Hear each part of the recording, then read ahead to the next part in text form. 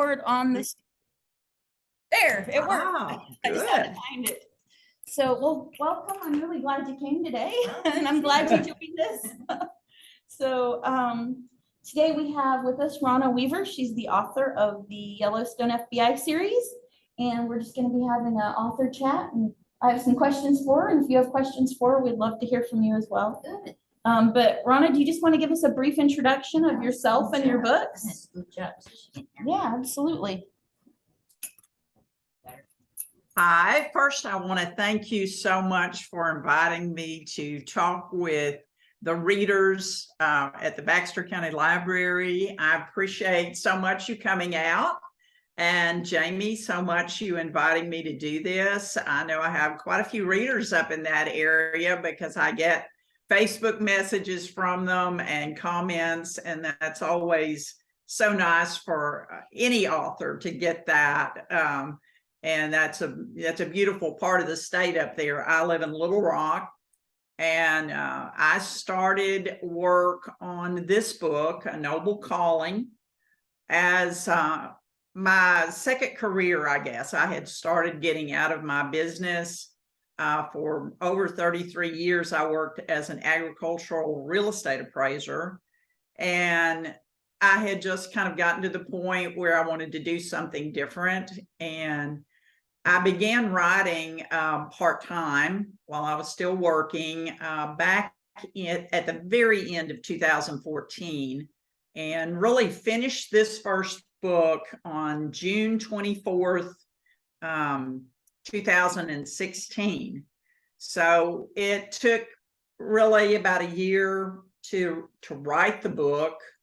And then at that point, I worked on getting it published. And the publishing process is not for the faint of heart. Getting an agent, getting published. I finally concluded in really the beginning of 2020 that was not the route I wanted to go. I did not want to publish the book through one of the big 5 publishers. And at that point, I didn't want to get an agent. My primary reasoning was, I wrote the book kind of in the sense of this is something I would want to read. And my main character was a young man who grew up in a Christian home. He grew up in a small town, Heber Springs, Arkansas. He played football for the University of Arkansas, and he went into the FBI after law school. And these are his stories. And at that time, at least, all of the traditional publishers, when you write in a mystery or thriller genre, you really can't include anything about Christianity as far as like a scripture or him. You can get away with saying he prayed or he went to church, and that's really about it. And they wanted to take all of that out of the book. And that was a central part of who this person, Wynne Tyler, is the fact he struggles with his faith. He doesn't always do what he really wants to do, but his faith is important to him. His family is important to him. And those are things that the traditional publishers, when I submitted the book, did not want in the book. And so I just decided I would do a hybrid publishing effort. I hired a company that is a publisher to do the book. And this may sound kind of silly to you, but I told them I wanted a book, a print book, that looked just as good and the quality was just as high as John Grisham's books. So that was kind of my standard. And thankfully, that's really what happened. And the books have done very well. This book did extremely well, shocked me as far as winning publishing awards. It won 7 national and international publishing awards, which was a huge shock since it was the first thing I had written. And I've now written a sequel to the book. I'll show you this is the sequel. So if you enjoyed the first book, this has some of the same characters in it. it's also set in Yellowstone National Park. And that's kind of a brief introduction for me. I'm from Arkansas, Independence County, up near Batesville area, and have lived here most of my life. My husband retired from the FBI after 31 years, and he's the source for a great deal of the realism that are in both of the books. So I'll just let you ask some questions and we'll just chat about it. All right, well, I do want to say we are ordering the second book. Laura, our circular. Oh, thank you. Thank you. We are getting it. All I'll right. be ready in a week, so. I don't know that it'll get here that quickly, but you know, it has to go through the processing after we get it. So my first question is, what were your favorite scenes in the book, either because you enjoyed writing them or just scenes that you really loved? Oh gosh, that's a wonderful question. I think in the first book, one of my favorite scenes, and this again may seem a little bit silly, is when he first drives into the national park. Because my character, Wynn Tyler, is kind of an up-and-coming young FBI agent. He's 29-year-old young man, and he has really been exiled to the park because that's where they send FBI agents who they really can't fire, but they want them out of the mainstream bureau. And he'd gotten himself involved in a very high-profile public corruption case that blew up on the other agents that were working on it. And through no fault of his own, he gets shipped out to this dead-end post. And I think one of my favorite parts of that is as he's driving into his new place, it's coming a snowstorm. He gets stopped for speeding. He gets in trouble with the local rangers almost immediately. And then he meets his coworker that he's going to have to spend months with in this dinky little office that's beyond clutter. And the guy is totally unfriendly, unhelpful. And then they have to rush off and basically rescue the rangers who had stopped Wynn earlier from a gunman up on a hill. And so those scenes, that initial first chapter was the first chapter that I wrote when I wrote the book. And I did that in one day. And that's when I decided I was going to write novels as a second career. My assistant came in and read it, and she said, "This is what you need to do." And I had been looking at other opportunities in real estate and some other things. And she came in one afternoon after I had sat there for about 6.5 hours and written the entire first chapter. And she said, "This is what you need to do." So it's kind of a sentimental thing to me. That is my favorite scene in the book. Fantastic.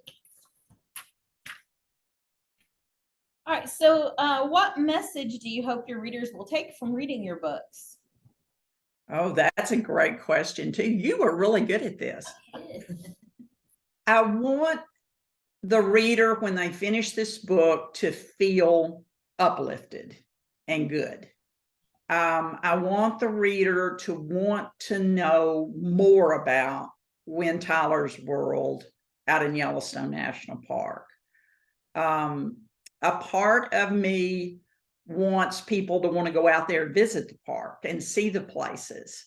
And thankfully, it's motivated some people to do that. I hear from lots of people who say, "I read your book and I had to go out there and I could see Wynn Tyler walking down the sidewalk in Mammoth Hot Springs." And that just makes me feel great because the park is just magical.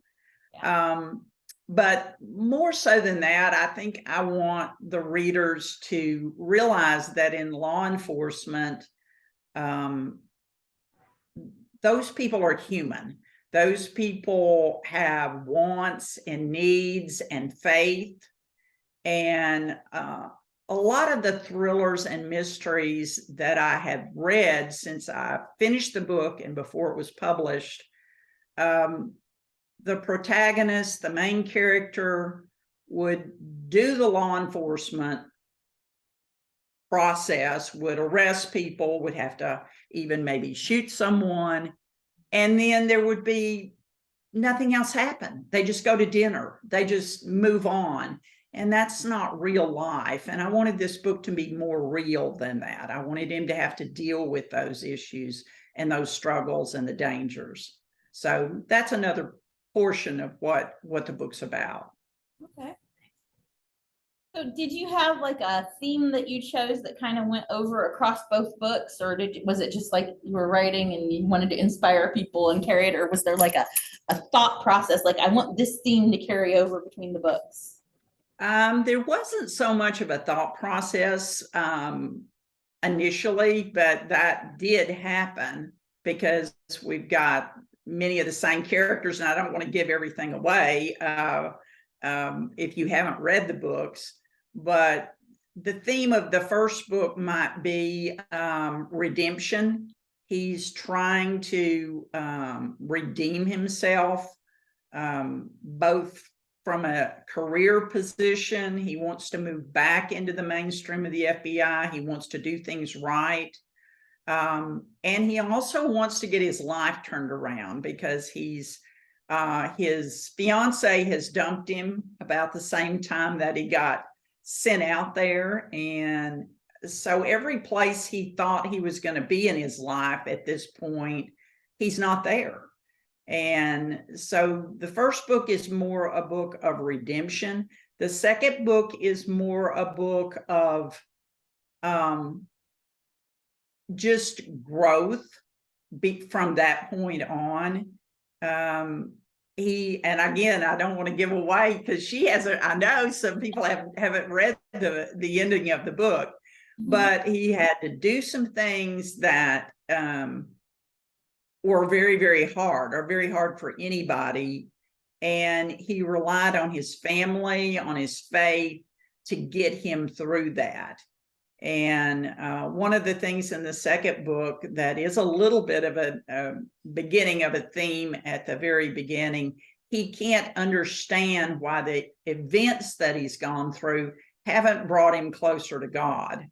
And that the second book kind of goes through that process of how he finally comes to terms with what he has to do in his job to, to bring justice and to make, as he says, to make the world a better place. Yeah. Okay. So the setting is really important in the book, and it sounds like you really love Yellowstone. Can you tell me a little bit about how you chose that setting? Yeah, that's gonna be my question. Okay. Oh, good. Well, that's really interesting because when I sat down to write the book, I didn't really, that just kind of came. It sounds very weird even to me because I spent my entire career doing technical writing, and I just sat down and I started writing Wynne Tyler's story. I think subconsciously, the reason that came is back in 2009, my husband and I took my mother, who was in a wheelchair at that time, to Yellowstone. She had never been able to travel anywhere. We didn't have the money to travel on big vacations when I was a kid, and she'd always wanted to go. And that trip to Yellowstone was the first trip for me or my husband, and it was just absolutely magical. It was just perfect. And when we came back from that, I think that's just constantly been on my mind. We've also gone back after 2009. We went back 2 or 3 other times, and we would meet other friends out there and get to show them what we'd seen. And it's and if you've been there, it's a very, very different place. The cell phones don't work most of the time. The Wi-Fi is not reliable, if at all, out there. And you don't see jets flying over. It's just like a different world. And it makes it kind of hard for Wynne Tyler and the FBI to operate, but it's just a magical place to go. Yeah. All right. Have you got any plans to write any books in the future that are maybe set closer to home, like the Ozarks? I get asked that a whole lot. Right now, I'm working on the third book in the series, and the third book is set out in the same area as the first two books. It's set in Yellowstone, but the book actually begins in south of Yellowstone, the Teton area and Teton National Park and that area. But it gravitates on into Yellowstone. So the actors within the book, and I think of them as actors, the characters, they're still in that Yellowstone area for the third book. Now, in the FBI, typically people move around.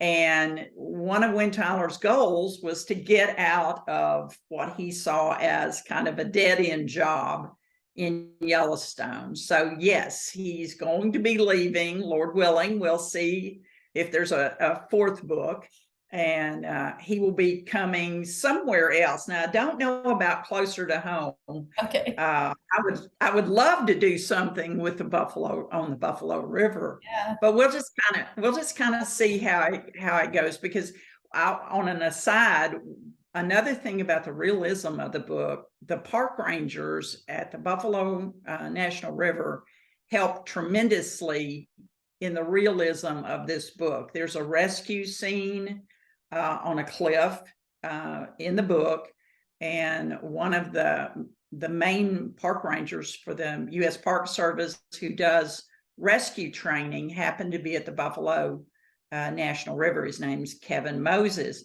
And Kevin read that chapter of the book and gave advice, and he actually invited me to 3 different rescue training programs that they had on the Buffalo National River. And that was just priceless. That was wonderful. Yeah, nice. Really cool.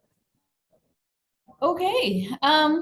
So we've talked a little bit about how your husband's career in the FBI influenced you and helped you with your writing. Could you tell us a little bit more about how it inspired you with the book? Just a little more about that. I'm curious. As far as his inspiring me in the book, Like, was it just stories that he had told you over time that kind of built up, or how did that work?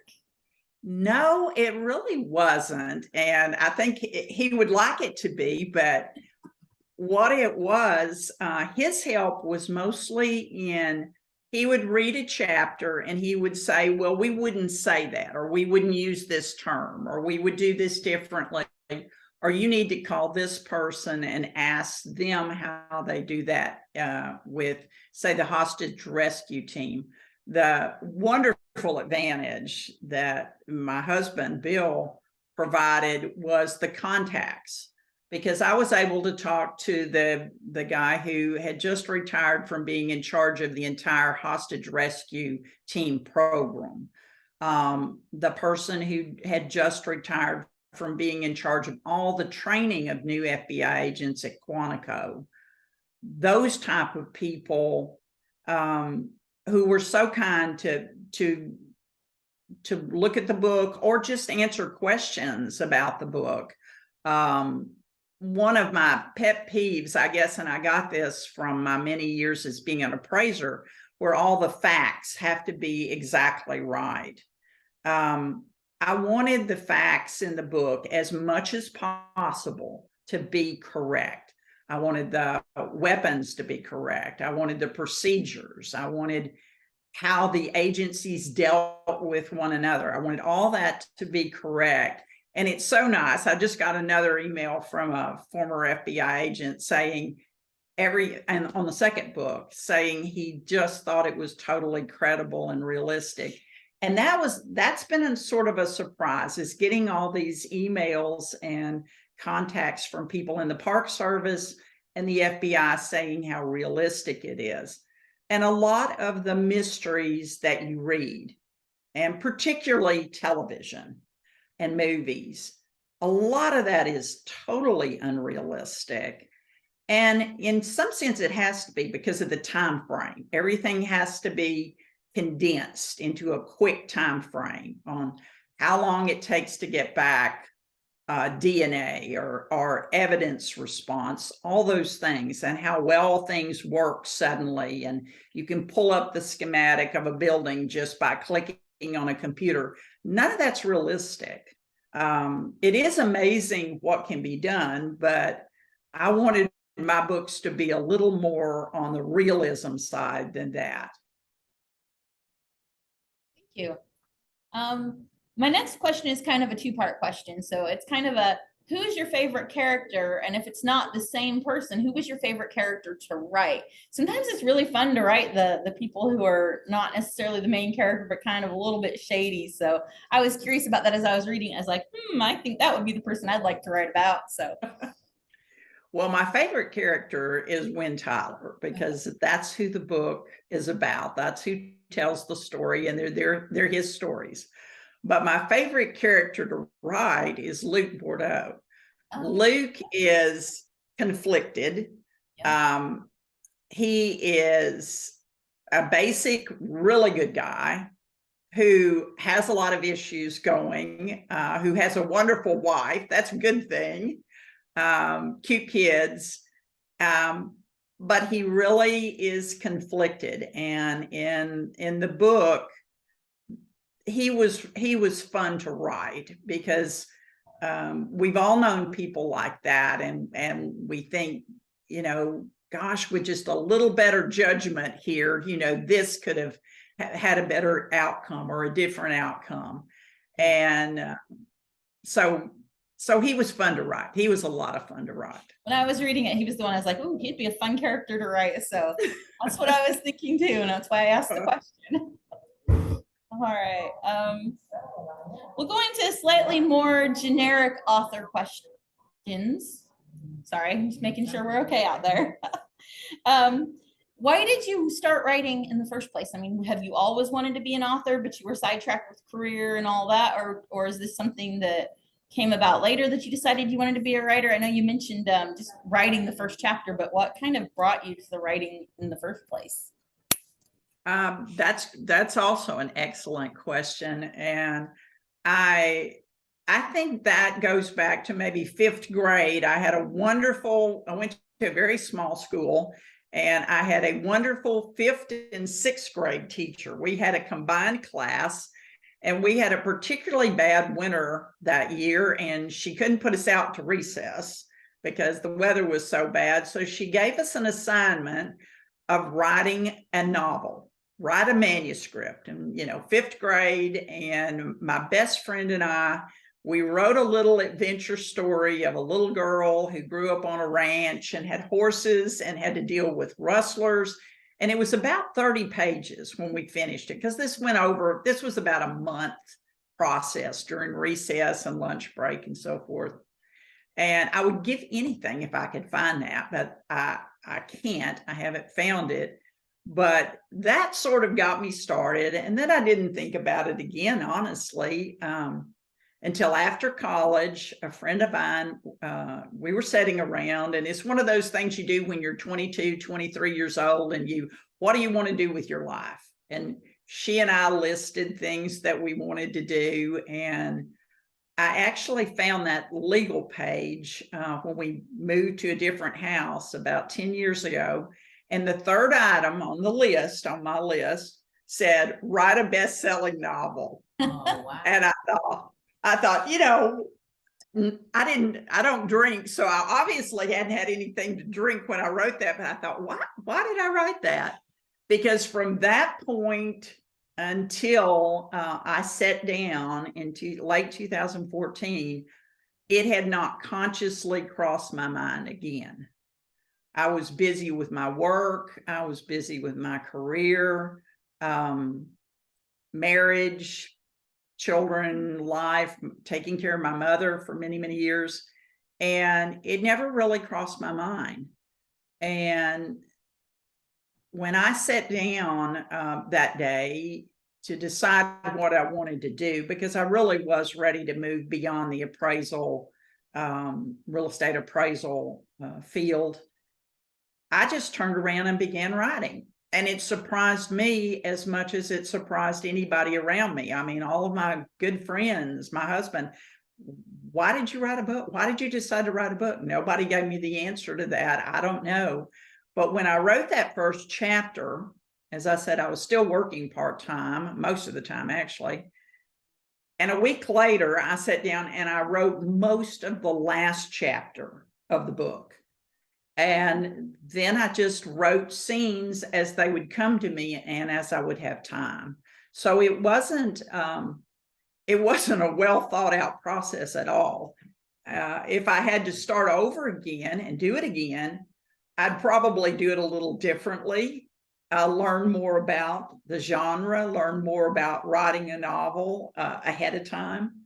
But that's the way mine worked for me. It was just a special thing. It's an interesting story too. It's like, that's different than what I was expecting to hear. So I like it. All right. So what's the best part of being an author? And if you don't mind, I'm just gonna close a couple of doors while you answer that, because it's getting Sure. busy out here. The best part of being an author is getting messages from people or seeing reviews on Amazon. And by the way, there's nothing nicer and kinder than a person can do for an author to do a nice review, 2 or 3 sentences about what they liked about the book and give them a recommended 5-star review on Amazon. But I've gotten a lot of those, and I've gotten a lot of just emails from people. If you go to my website, ronnaweaver.com, you can send me an email. There's a contact form. And there are people who've read my book while they're going through chemotherapy, while they're going through the loss of a spouse, while they're going through really difficult times, and it brought them joy. And I honestly think that is the best part of being an author, is getting those little messages and notes that this meant something to me, even though it's just a book. It meant something to me. Or the people who say they've gone to Yellowstone because of the book and had just a wonderful time and had a special time. That means a lot to me. The other group of people are, like I said, the Rangers and the FBI agents who write to me and say, this is how it really is. We are real people. We struggle with issues. We struggle with faith, just like everyone else. And it reminds them of good things about their career. Whether they're still in the FBI or the Park Service or whatever, it reminds them, and they appreciate that the characters in the book were trying to do the good thing, the right thing, helping people. Yeah. So that's the very best part of being an author. Books really do have a way of touching people. So I think it's fantastic. Yeah, it is so special. All right. You already answered and told us how long it took you to write your first book. How long did it take to write the second book? The second book was a little different. This book, I started it, it's a little shorter book. It's about 35 pages. The first book is about 500, almost 500 pages. So this book was started in 2017 while I was waiting to hear back from the top 5 publishers, the agents, the people I'd sent the book to. And I wrote about between a fourth and a third of the second book during that period, then just set it aside. And when the first book was published, 2020, I started working on the second book in earnest really in 2021. And it was published last year. It as far as setting down and writing it, it probably took about, I should add this up, but about 6 months in general. During that time, COVID was going on. I was caring for my mother part of that time, and there were a lot of life things that interfere with that. But that's going to be true with most authors. But I would say 6 to 8 months, maybe the 2 months that I worked on it in 2017. But that book was kind of unique also. I wrote most of the first chapter and most of the last chapter. That was the first thing I did. And then filled in the rest of the book. Yeah, all right. So do you have a specific location that you like to write? Like, I don't know if you have like an office or a deck outside where you like to write, or a specific place? I've always wanted to do the deck outside, and I bought a laptop computer thinking that would be perfect. I'd seen other authors do that. Haven't done it one time. So this is where I write. This is my office, where you can see it in the background. I have 2 cats who I'm hoping don't show up yet to bother me. And they stay in here on the cat furniture that's over here. And this is just a quiet place. I can look out the window and see all the way to Hot Springs almost out my window, because we are up on a high ridge. So the view is just incredible. And I often have deer down below, and it's just really nice. It's very wooded back here. So this is my happy place to write. And I think it's a good place to write if you're doing outdoor stories like the tales in Yellowstone. And I think that's more from habit. This is how I did my appraisal work. I worked on a large computer when I was to the point of writing the novel. Thank you. And did you have to do any research other than, I know you contacted people through your husband with the FBI, but did you do any other research while you were writing the book? I guess one of the main things on the research, and the research for your readers out there who are thinking of doing a novel, the research is really fun, and you need to make it fun, because part of the tedious part of this is the writing and the revisions. So the research needs to be fun. But when we would go to Yellowstone, even back in 2000, we went back to Yellowstone in 2015, and I had already started writing the book at that point. And I did a lot of on-site interviews with the head of the Park Service in Yellowstone National Park, the chief ranger, the head of their special response team, which is kind of like a SWAT team. And I got to tour the buildings where my characters would be, because I really did want it to be realistic as much as possible. And I got to interview the FBI agents from that area who covered Yellowstone. And one interesting thing, a lot of the books is realistic, but one fictional part is that there's no actual FBI office in Yellowstone. The FBI agents who cover Yellowstone, and that part's all correct, but they come from other cities. There's never been an official office there in Yellowstone. So I interviewed people out there, and that was a really good experience because it made it more real. And when you're sitting at your, when you're sitting at your desk doing the writing, turn this off. It's very hard to keep going if there's not something motivating you. And just going back and looking at the photographs from those trips motivated me, and also helped me get the facts right as far as the buildings and the distances and that sort of thing. So the research is fun. Now, there was some research with the second book that I didn't get to do on site. Part of the second book takes place in Russia, and I did not go to Russia.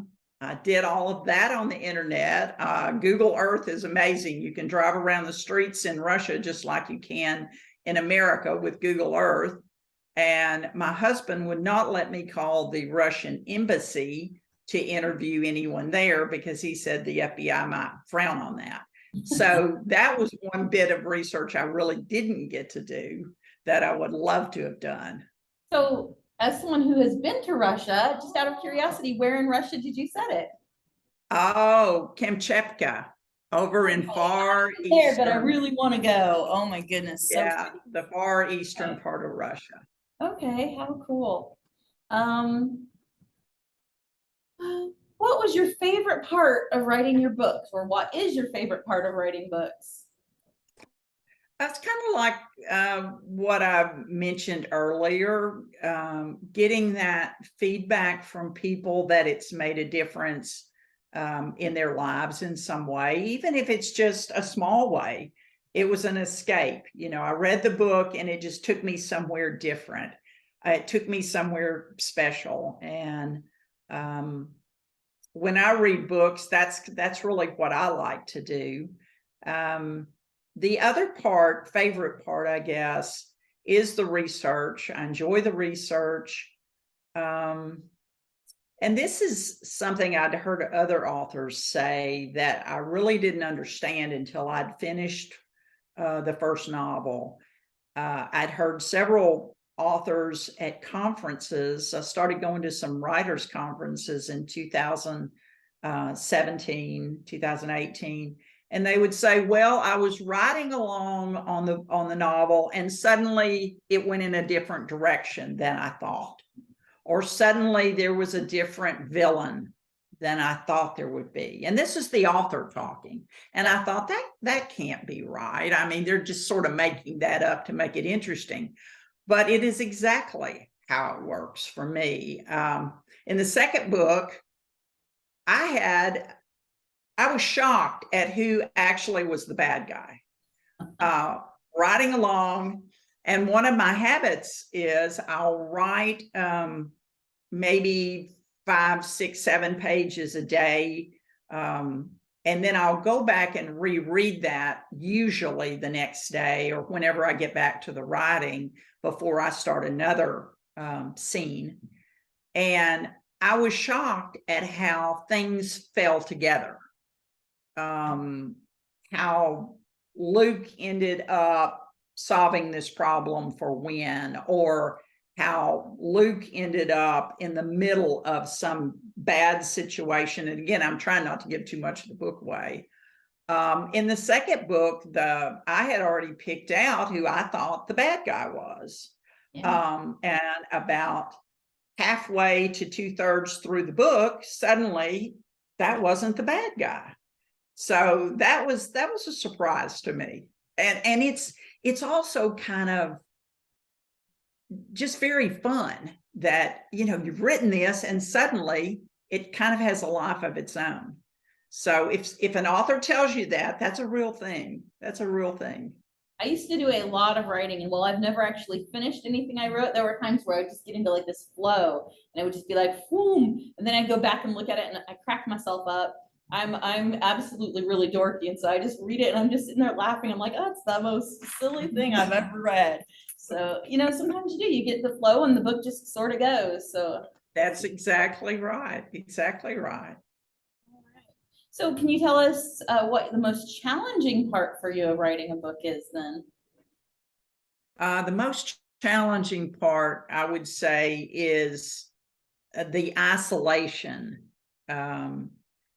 that you can get yourself into, because particularly when you're getting toward the end of the book, or this is me, I don't speak for everybody, but when I'm getting toward the end of the book, or I'm in a particularly difficult scene in the book, it takes a lot of focus.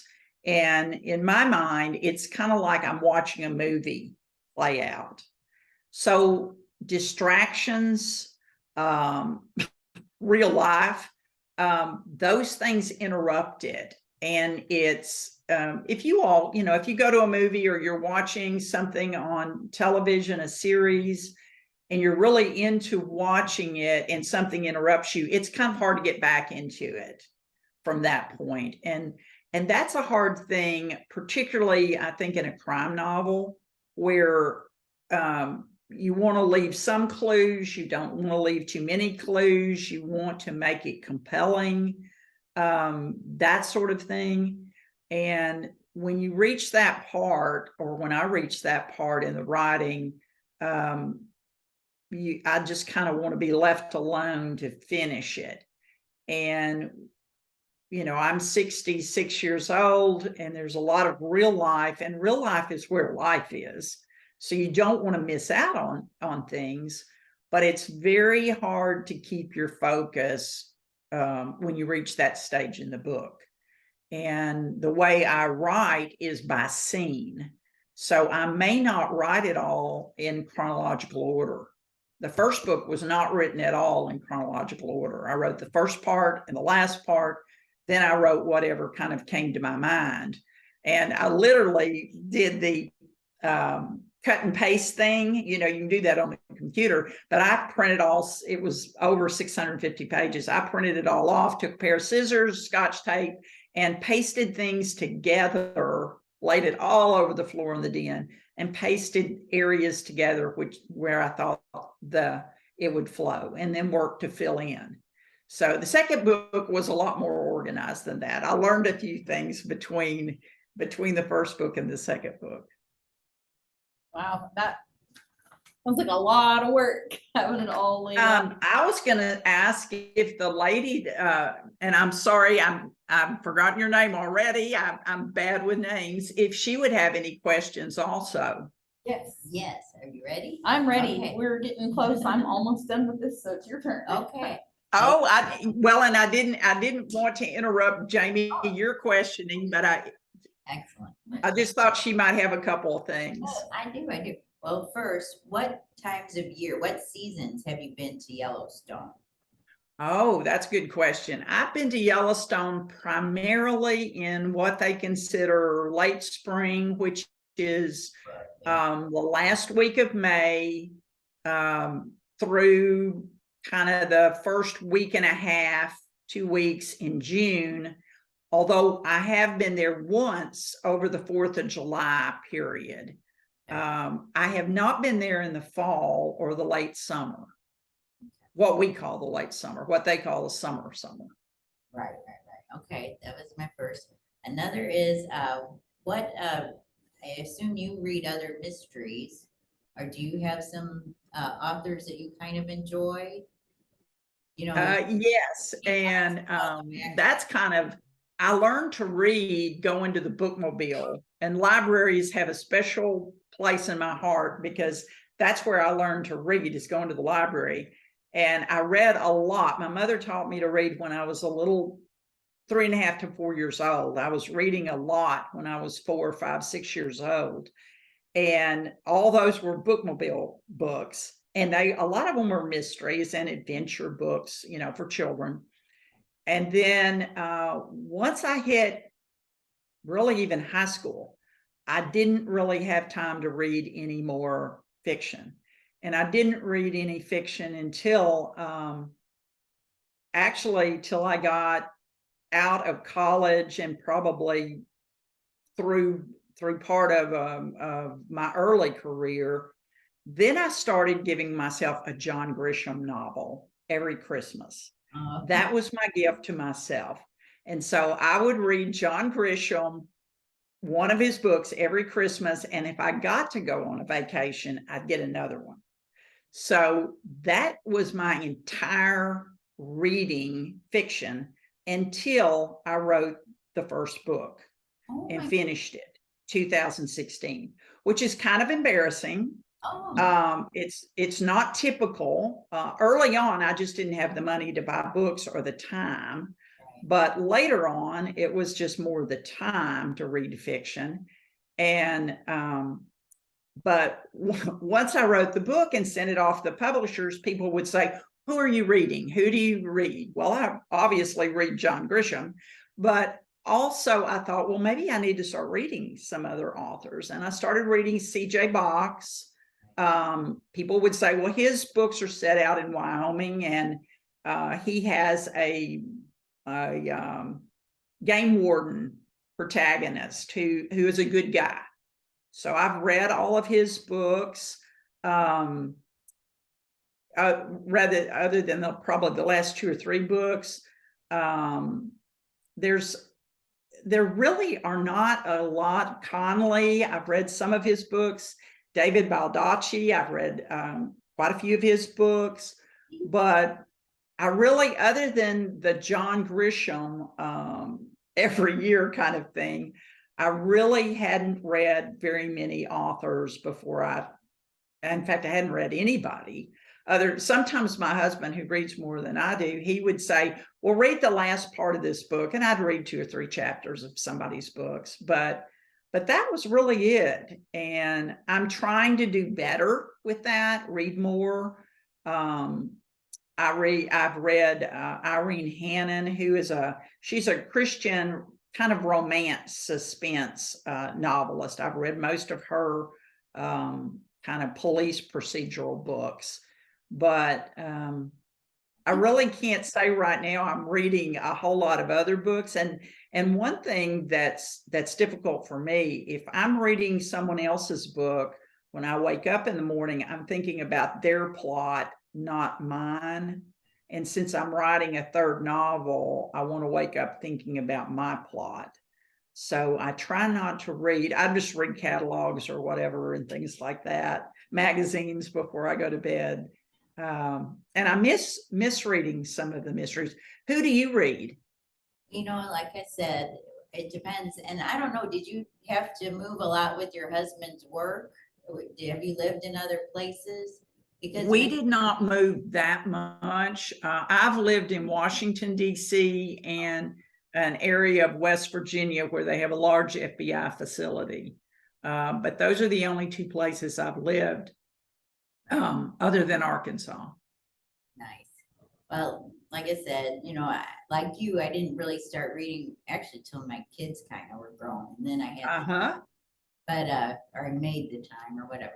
But so where we lived, I would try to read authors from that area. So we lived in Minnesota a long time, so I read Alan Eskin and William Kent Kruger, and of course I'm a big Louise Penny fan. I like So yeah, but I enjoy the flow of your book, and I wanted to say I get so tickled, and I don't know why. Whenever you call them good guys and bad guys, well, we gotta remember who the good guys are and the bad guys. And I don't know, I just love that.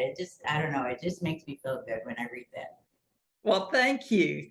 Thank you very much. I really appreciate that. Yeah, I'm really enjoying your book, and I really like the flow of it. And maybe that's the John Grisham you read all those years. It just has that kind of same flow to it, where we're moving along at a certain pace, and I don't know, I just enjoy it. Well, thank you. And I've been told that actually by several agents and people that I think of should know about books, novels, that it has a similar flow. And part of the reason it has a similar, probably with John Grisham's, the wordage and that sort of thing, is he and I are the same age, and we grew up in almost the same part of Arkansas until he was in high school, junior high and high school, and they moved to Mississippi. So there's that connection as far as a lot of the sayings that I find in his books are the same thing that come to mind when I'm writing mine. So that's kind of cool. That's kind of nice. Yeah. Any other questions? For my main ones. Well, if you don't mind just finishing up by giving us any advice you have for any aspiring authors, just any little advice you have. Well, I think, as I said, if I had to do over again on writing my first novel, I say this, it's kind of odd to say this because it's been sort of shocking to me that the book won so many awards. So there's something to be said for maybe not knowing exactly what you're doing and just doing it. And it was new and it was fresh and it was different.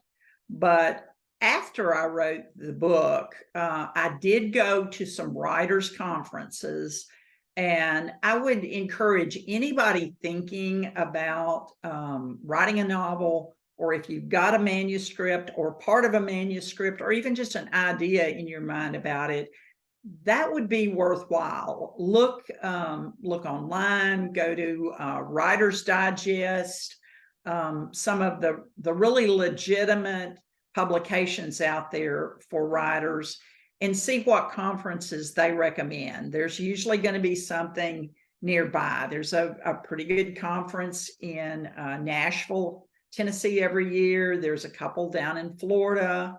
Dallas has some writers things. Unfortunately, we don't have a lot that I've found in Arkansas that are really geared toward genre or mystery, suspense, those specific genres. And on an aside there, if you're writing romance, I hear that the romance writers, I think it is of America, it has some fabulous resources out there. And now that we've come through the pandemic, there's a lot of these things that are online, a lot of the courses you can get online. Again, I would caution anyone to do their research, because there's also scammers out there. And one of the real unfortunate things is that when you get to the point of trying to find an agent or trying to find a publisher, and you think you have your manuscript ready, you really do want to be very cautious about hiring somebody to represent you. One of the other reasons that I did not sign with a large publisher or an agent at this point, at least, is that you give up all your rights to your book. You can't choose the title. You can't choose really, you can't choose much of anything about the book. Now, if you're John Grisham, you have a lot more latitude in that. But if you're starting out, the contracts don't give you much latitude. They can change what's in your text. They can change the theme of the book, who the protagonist is, pretty much anything, because you've sold it to them. So you do have to be very careful about that. But that shouldn't keep somebody from writing, because now with all of the technology, you can get a copy editor, you can get a proofreader, you can get a designer, and you can upload a book into Amazon or other mediums, Apple, some of the others, Smashwords does Barnes & Noble. There's a lot of other resources out there. But there again, you need to get legitimate people who can work for you or that you work with. And an agent should never charge you money. A legitimate publisher should never charge you money if you're selling the rights of your book to the publisher. So keep that in mind. I know a lot of people have gotten kind of scammed on some of that. And it is a difficult business to learn. But the writing, everybody has a story. And I tell people I meet, especially us Southerners, we grew up telling stories all the time. You know, we're storytellers. And that's how I see myself. And I would just encourage anyone to write down their stories. And my mother passed away recently. And one of the things I found in a lot of her things going through, she wasn't a writer or anything like that, but she wrote little things, and she wrote down things that she thought of. And just those little things that you can write, that you can leave to somebody, that's so precious and so important. So I would encourage anybody out there, if you're in a mind to do a novel or poetry or whatever it is, you know, get those creative juices going and go for it. Don't be afraid to put yourself out there, and reach out to other authors. Authors reach out to me, and I've reached out to other authors for advice. And it's an exciting thing to do, and it can be very, very rewarding. Thank you so much.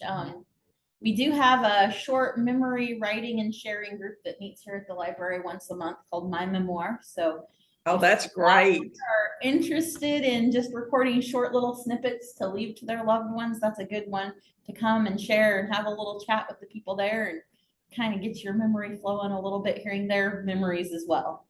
So All right. we really appreciate you coming here today to join us, Rana. Baxter County Library. We have a lot of people that love your books. So thank you so much. Well, that is great. And thank you so much for coming. Thank you so much for having me. And y'all just have a wonderful day. Absolutely. You too. All right. Thank you. Thank you. All right. Thank you. Actually made it through at the hot spot. Nice. It certainly did. See if I can figure out how to end the recording. Oh, not that. Thanks again for coming. So nice